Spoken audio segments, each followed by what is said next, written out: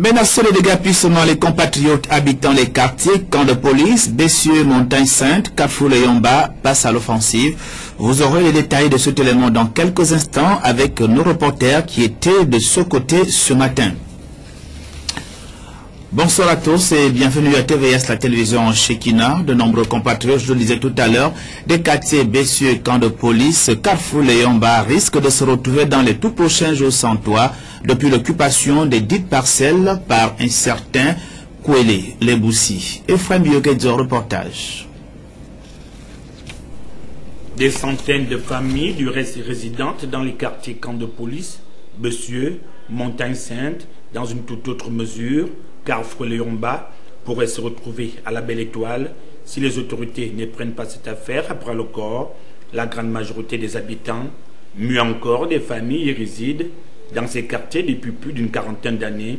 Depuis quelques jours, un compatriote venu de nulle part se proclame détenteur d'un titre foncier, des espaces cités ci-dessus, lequel date de 2011.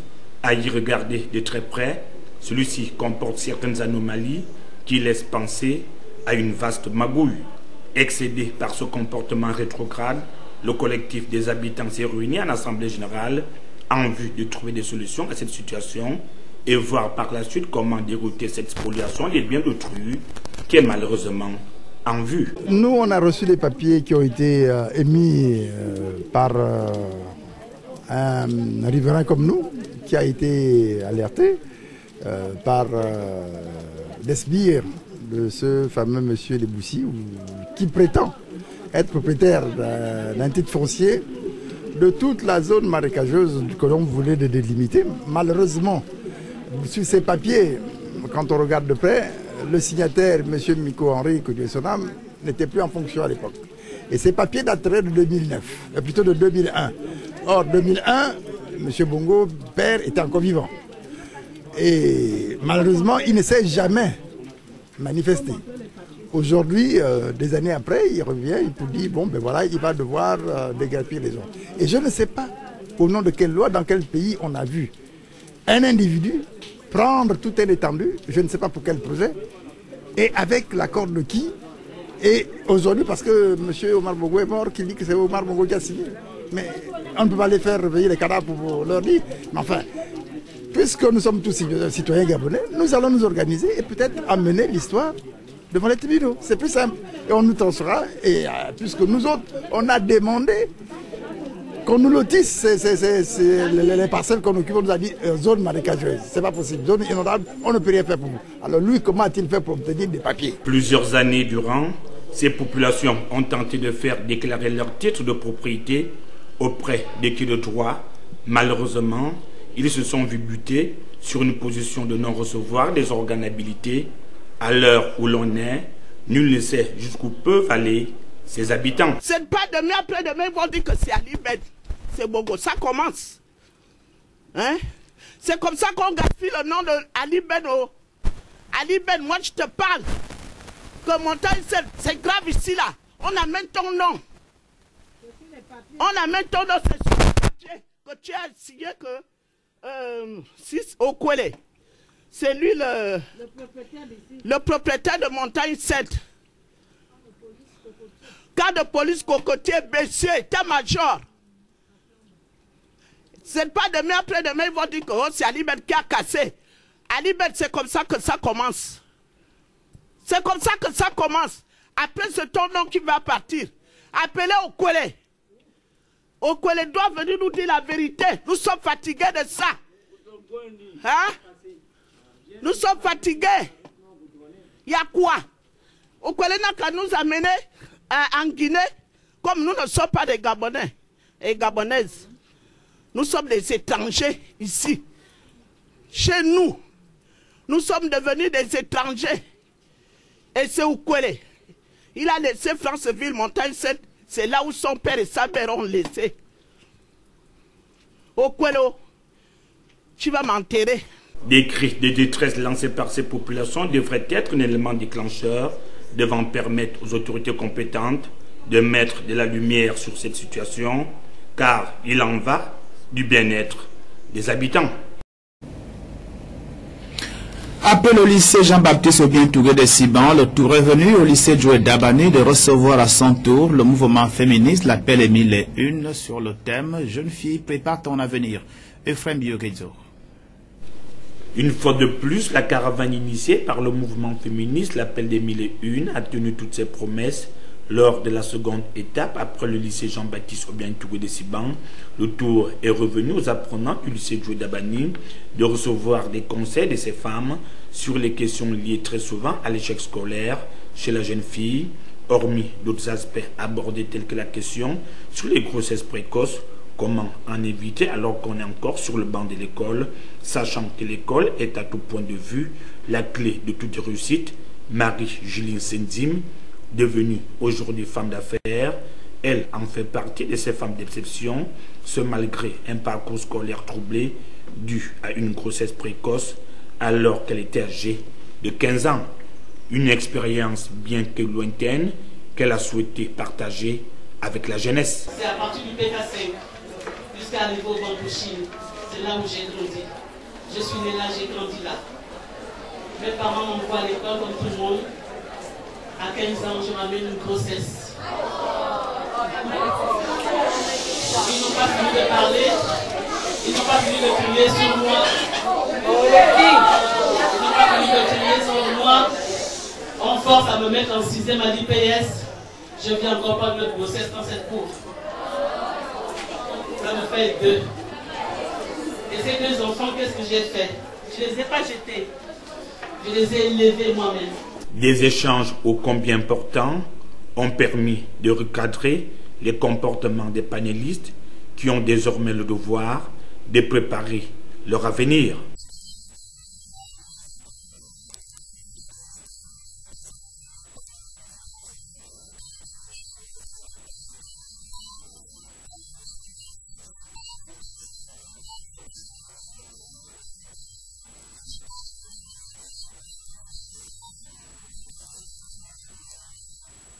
La fondatrice de ce mouvement féministe, l'appel des 1001, bien que présente pour ce rendez-vous exceptionnel, a souhaité que ces jeunes élèves puissent avoir le niveau requis afin d'espérer des lendemains meilleurs. Vous devez être fantastique, n'est-ce pas? Vous devez être fabuleuse. Et après tout ça, il faut exister. Merci.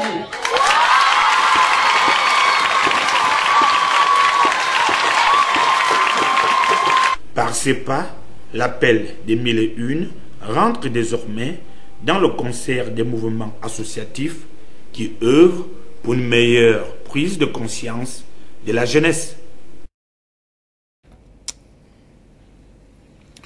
De la religion dans ce journal poursuit du Rehoboth, le grand séminaire d'évangélisation organisé par la paroisse Marie Auxiliatrice de Mikolongo.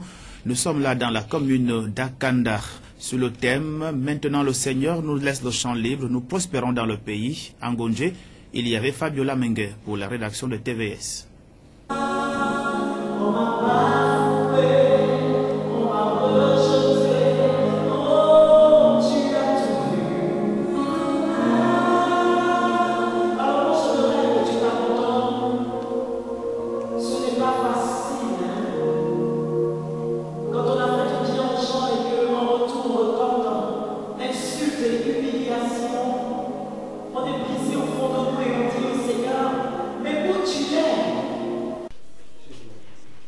La paroisse Marie Auxiliatrice de Mikolongo abrite du 13 au 15 avril 2018 le grand séminaire Rehoboth, un séminaire dont le but est d'appeler les chrétiens à se rapproprier la notion du partage et de solidarité conformément aux enseignements à Jésus-Christ.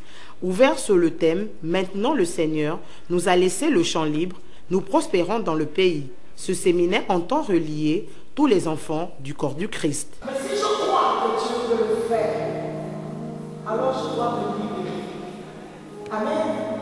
Je dois libérer mon cœur de tout ce qui m'a blessé, de toutes les incompréhensions. Simplement, tu vas poser d'abord tout doucement. Je vais libérer mon cœur. Amen. Tout le monde entend. Si tout le monde entend, je veux voir le main levé. Jusqu'au 15 avril 2018, le programme Adoration, Louange, Intercession, Enseignement et Messe avec la présence de Geneviève Brou de Côte d'Ivoire.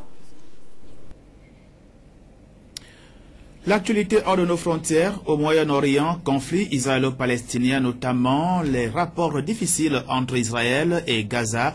Des heurts ont éclaté le long de la frontière alors que des milliers de Palestiniens protestaient. 293 parmi eux ont été blessés et depuis le 30 mars, date du début de la violence, 35 morts ont déjà été enregistrés côté palestinien. Reportage. À quelques mètres de la frontière israélienne, des tirs de gaz lacrymogène fusent pour repousser les milliers de Palestiniens rassemblés. Brûler des drapeaux israéliens, lancer des pierres aux soldats ou encore arracher les barbelés de la clôture. Entre les colonnes de fumée noire, les manifestants partagent la même colère. Aujourd'hui, nous allons brûler des drapeaux israéliens devant les yeux de l'armée israélienne. Nous allons en brûler des milliers aujourd'hui. C'est une manifestation pacifique exigeant le droit au retour. Évacués en civière, une trentaine de Palestiniens ont été blessés aujourd'hui. Porté par des manifestants, ce cercueil symbolique rappelle la mort de plusieurs dizaines de Palestiniens abattus par des soldats israéliens ces 2 dernières semaines. Pour justifier son recours aux balles réelles, le gouvernement, soutenu par des manifestants israéliens, dénonce une manipulation du Hamas.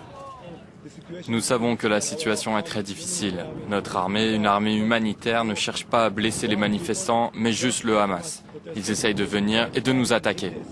Les manifestants réclament le droit au retour de 700 000 Palestiniens chassés ou ayant fui lors de la guerre qui a suivi la création d'Israël. En réponse à l'attaque chimique à Douma, les États-Unis, le Royaume-Uni et la France ont mené des frappes coordonnées contre la Syrie dans la nuit d'hier, mais la Russie et l'Iran, alliés de la Syrie, protestent. Un reportage de nos confrères de la presse internationale. Sur ces images amateurs, des colonnes de fumée s'élèvent au-dessus de Damas. En plein cœur de la nuit, c'est une attaque conjointe qu'ont lancée les États-Unis, le Royaume-Uni et la France. Des bombardements aériens, mais aussi des missiles tirés depuis la mer. Dans le même temps, le président américain prend la parole lors d'une allocution télévisée. Il y a quelques instants, j'ai ordonné aux forces américaines de procéder à des tirs de précision sur des sites contenant des armes chimiques tenues par le dictateur syrien Bachar el-Assad.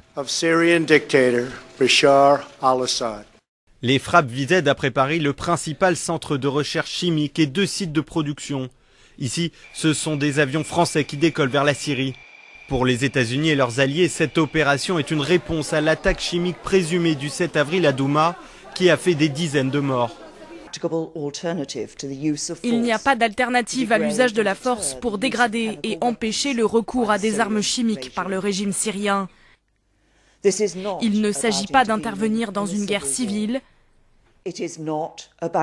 Il s'agit d'une attaque limitée et ciblée qui empêche l'intensification des tensions dans la région.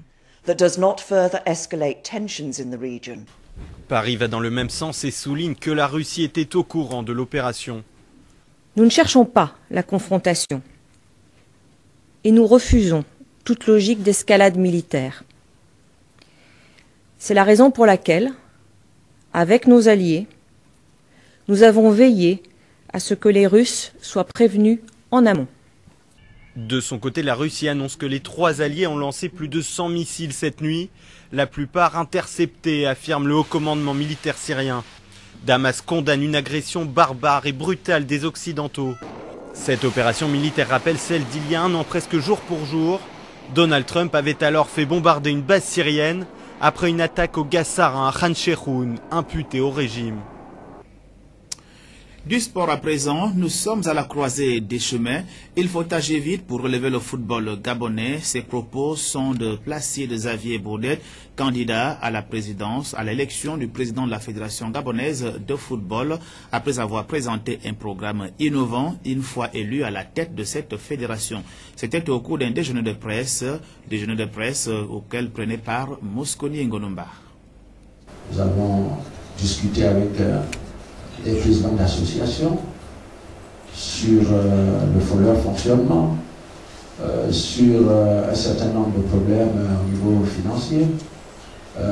Nous avons pris le soin, surtout avec les ligues, de pouvoir nous préparer les projets de budget dans la mesure où nous voulions un peu savoir comment ça se passe au niveau de l'organisation des ligues.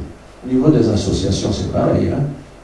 Nous avons discuté avec les associations pour savoir exactement comment ça se passe et de façon à ce que nous exploitions maintenant un certain nombre de problèmes peut-être que nous avons pu capter. Sinon, nous sommes sur le terrain depuis plusieurs mois. De la préoccupation de l'équipe nationale. Je dis là aussi, je suis un peu surpris. J'ai été dans ce milieu pendant plusieurs mois, plusieurs années. Lorsqu'en 2006, 2010, j'étais fortement impliqué auprès de M. Giresse. Il y a eu une reconstruction qui s'est faite.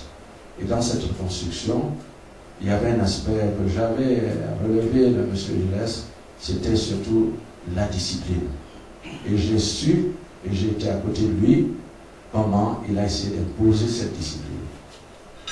Donc, j'ai fait sa mienne, et également cette expérience que je voudrais peut-être faire partager, en disant que dès que j'arrive, la première des choses, c'est d'assainir le milieu. Vous êtes tous au courant un peu de tout ce qui se passe entre les problèmes de la fédération et l'encadrement technique, où ça se rejette, les problèmes de responsabilité sur la discipline de l'équipe nationale. On a vu dans les médias l'entraîneur rejeter le problème de la responsabilité de la discipline au président actuel. Et le président actuel a également rejeté à l'entraîneur cette responsabilité de la discipline. Vous comprenez que dans un milieu aussi conflictuel, il est bien difficile d'obtenir une équipe cohérente et compétitive. Dès que j'arrive avec mon équipe, c'est d'abord assainir cet environnement, c'est de nous parler.